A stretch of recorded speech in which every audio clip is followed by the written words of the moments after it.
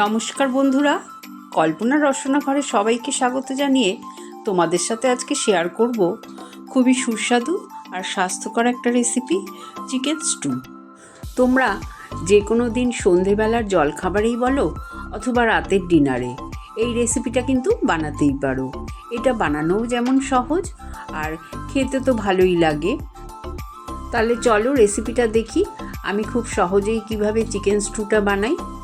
চিকেনের এই রেসিপি বানানোর জন্য 1/2 কিলো চিকেন নিয়েছি। চিকেনগুলো মাঝারি পিস করেই কাটা আছে, আর লেগ পিসটাকে আমি একটু চিড়ে চিড়ে দিয়েছি যাতে মশলাটা ভালোভাবে ঢুকে যায়।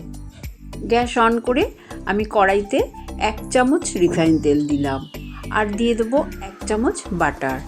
রিফাইন তেল আর বাটার মিশিয়েই আমি এটা বানাবো। ফোড়নে দিলাম একটা তেজপাতা, 4টে এলাচ, 4টে লবঙ্গ, 1 টুকরো দারচিনি। যখন ফোড়নের সুন্দর গন্ধ বেরোবে আমি একটা বড় সাইজের পেঁয়াজ কুচিয়ে রেখেছিলাম দিয়ে দিলাম। পেঁয়াজটা দিয়ে 1/2 চামচ দিলাম আদা বাটা আর 1/2 চামচ রসুন বাটা দেব। এবার একটু নাড়াচাড়া করে নেব পেঁয়াজের সাথে আদা রসুনটা, যাতে আদা রসুনের কাঁচা গন্ধটা চলে যায়। আদা রসুনটা একটু ভেজে নেওয়ার পর 2টো আলু অর্ধেক করে কেটে রেখেছিলাম দিয়ে দিলাম। আলুটা পেঁয়াজের সাথে একটু হালকা ভেজে নেব, আর এই সময় আলুর মধ্যে একটু নুন দিয়ে দেব। নুন দিয়ে আলুটা ভাজলে আলুর মধ্যে একটু নুনটা ঢুকবে, তাই হালকা করে আলু আর পেঁয়াজটা ভেজে নেব। এরপরে চিকেনের পিসগুলোকে দিয়ে দেব। চিকেনের পিসগুলোকে দিয়ে গ্যাসের ফ্লেমটা হাইতে করে ভালো করে নাড়াচাড়া করে নেব যতক্ষণ না চিকেনের কালারটা চেঞ্জ হয়ে যাচ্ছে। তারপরে আমি দিয়ে দেব স্বাদ অনুযায়ী নুন। নুনটা আমি একটু পরিমাণে বেশিই দিলাম, যেহেতু আমি অনেকটা জল দেব।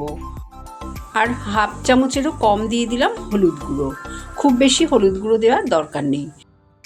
চিকেনটাকে খুব ভালো করে নাড়াচাড়া করে নুন আর হলুদটা মিশিয়ে দেব, আর হাই ফ্লেমে 4-5 মিনিট এইভাবে রান্নাটা হতে দেব। তারপরে গ্যাসের ফ্লেমটাকে একদম লোতে করে ঢাকা দিয়ে কিছুক্ষণ রেখে দেব। 7-8 মিনিট পর ঢাকনাটা খুলে দেখাচ্ছি, দেখো চিকেন থেকে অনেকটাই জল বেরিয়েছে। এই জলেই কিন্তু আমার চিকেন আলু সব সেদ্ধ হয়ে যাবে। এই সময় আমি দিয়ে দেব আগে থেকে কেটে রেখেছিলাম গাজর আর পেঁপে।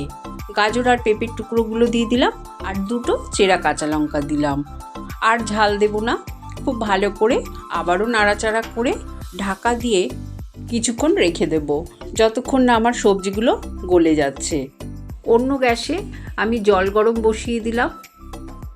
প্রায় আরও 5-7 মিনিট পর ঢাকনাটা খুলে তোমাদের দেখাচ্ছি, দেখো একদম কিন্তু জলটা প্রায় টেনেই এসছে চিকেনের, আর আলু পেঁপে গাজর সব সবজিগুলো সেদ্ধ হয়ে গেছে। এবার দিয়ে দেব টমেটো।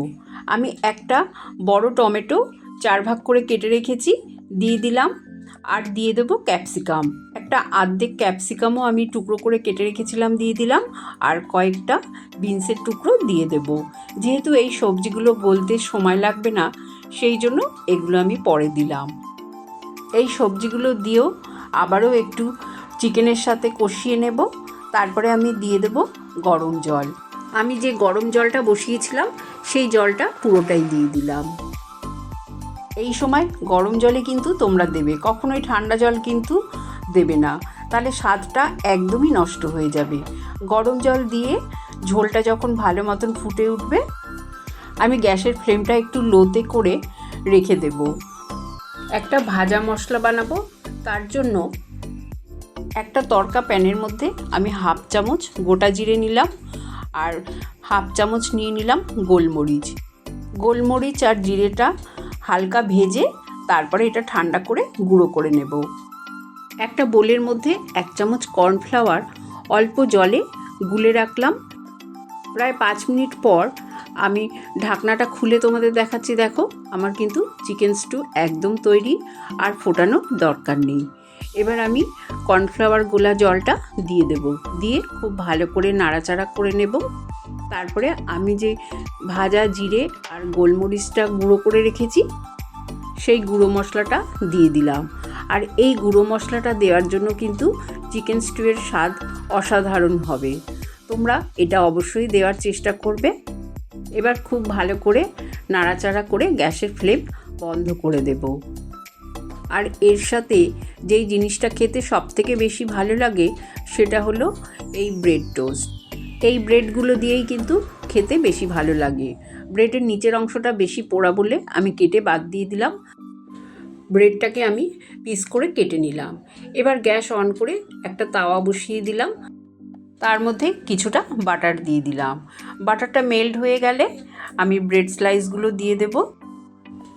ওপর থেকেও আমি একটু বাটার লাগিয়ে দেব। তারপরে এক পিঠ ভালো মতন সেঁকা হয়ে গেলে লাল করে উল্টে দেব, অপর পিঠটাও লাল করে সেঁকে নেব। দু পিঠ আমার লাল লাল করে সেঁকা হয়ে গেলে আমি ব্রেডটা তুলে একটা প্লেটের মধ্যে রেখে দিলাম। এদিকে আমি চিকেন স্টুটাও তোমাদের বেড়ে দেখিয়ে দিচ্ছি একটা বোলের মধ্যে। দেখো কতটা লোভনীয় দেখতে হয়েছে, আর খেতেও কিন্তু অসাধারণ হয়েছে। আমাদের বাড়ির তো সকলেই ভীষণ ভালোবাসে এই চিকেন স্টু আর সঙ্গে বাটার টোস্ট। তোমরা কে কে ভালোবাসো আমাকে কমেন্ট করে জানিও। কিন্তু রেসিপিটা যদি ভালো লাগে কমেন্ট করে জানিও। চ্যানেলটাকে লাইক শেয়ার করো, নতুন বন্ধু হয়ে থাকলে সাবস্ক্রাইব করো। সুস্থ থেকো, ভালো থেকো, ধন্যবাদ।